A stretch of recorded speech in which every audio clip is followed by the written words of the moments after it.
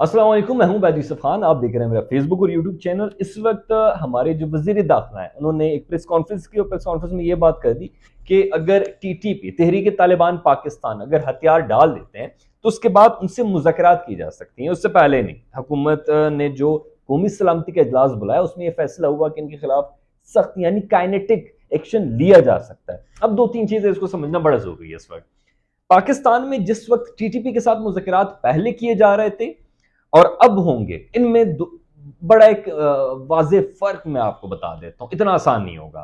अब पाकिस्तान के जितने भी लोग समझ रहे हैं, हमारे इदारे इस चीज को बेहतर तरीके से जानते हैं। जो तहरीक तालिबान पाकिस्तान फॉल ऑफ काबुल से पहले थे और जो तहरीक तालिबान पाकिस्तान इस वक्त फॉल ऑफ काबुल के बाद है, उनमें वाज़ेह तौर पे फर्क है। क्यों? अब वो एक ऑर्गेनाइज सिस्टम के थ्रू टारगेट्स नहीं कर रहे पाकिस्तान में। अब मैं बताता हूं कैसे। उससे पहले इसका एक लीडरशिप थी, एक सेम लीडरशिप के अंडर ये पूरी कार्रवाइयां करते रहती। और अब इनका ये है कि फॉर एग्जांपल स्वात में इनको कोई और लीड कर रहा है, उनका एक अपना सेटअप है, बट वो भी तहरीक तालिबान पाकिस्तान के अंडर है। अब वजीरिस्तान में कोई और कर रहा होगा, मिरेल में कोई और कर रहा है, वजीरिस्तान में कोई और कर रहा है, हंगू में कोई और कर रहा है, बनू में कोई और कर रहा होगा। ये स्कैटर्ड है। अब इन स्कैटर्ड जितने भी यहां पे आपके पास ये टीटीपी के तालिबान है, इनसे मुज़ाकरात करना मुश्किल क्यों होगी? अब दो चीजें हैं। सबसे पहले, अफगानिस्तान आपको सपोर्ट नहीं कर रहा है इसमें। इस वक्त अफगानिस्तान की बड़ी क्लियर पॉलिसी, और पॉलिसी ये है कि जनाब ये जो तहरीक तालिबान पाकिस्तान की जो जिसको हम टेररिस्ट कह रहे हैं या आपके मुल्क में जो कार्रवाइयां कर रहे हैं, ये आपके अंदरूनी मुल्क का मसला है। हमारे मुल्क से ये हमले नहीं हो रहे। हमारा ये मुतालबा है कि जनाब हमारे मुल्क में ये लोग नहीं है, ये सरहद पार से हम पे हमला कर रहे हैं। अब मेरे साथ मेरे पिछले प्रोग्राम में मंसूर खान साहब थे, उसने बात की कि हमें अफगानिस्तान को एंगेज रखना चाहिए था फॉल ऑफ काबुल के फौरन बाद। जिस तरीके से इमरान खान साहब की गवर्नमेंट ने इसको एंगेज रखा, तो इसके बाद भी इन लोगों को चाहिए था कि ये इनको एंगेज रखते ताकि मामलात इस हद तक खराब ना होते।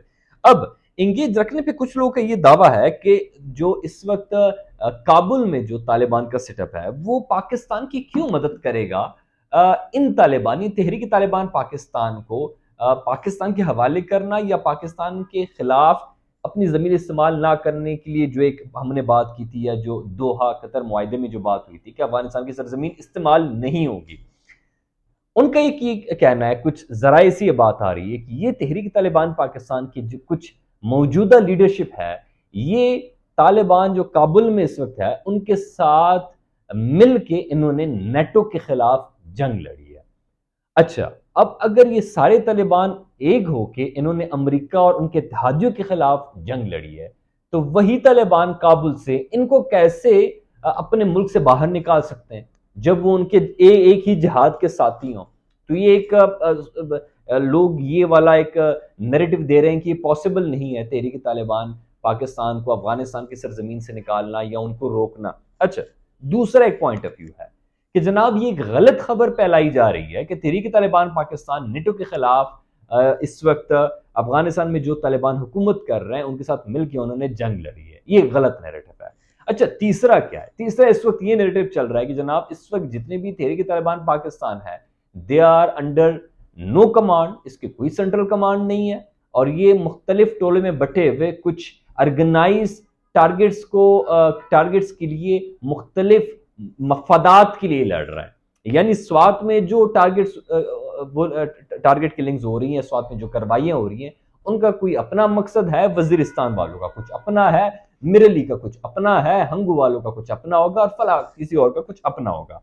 तो इनसे एक तो बातचीत करना भी बहुत मुश्किल हो रहा है, और दूसरा ये कि इनकी कार्रवाइयों में भी इजाफा हुआ। यानी फॉल ऑफ काबुल अशरफ गनी की हुकूमत में पाकिस्तान में कोई 250 प्लस के करीब धमाके हुए, और फॉल ऑफ काबुल के फौरन बाद पाकिस्तान में अब तक धमाकों की तादाद 420 से ज्यादा हो चुके हैं। तो आप देख लें कोई 51 से 52% धमाकों में इजाफा हुआ है।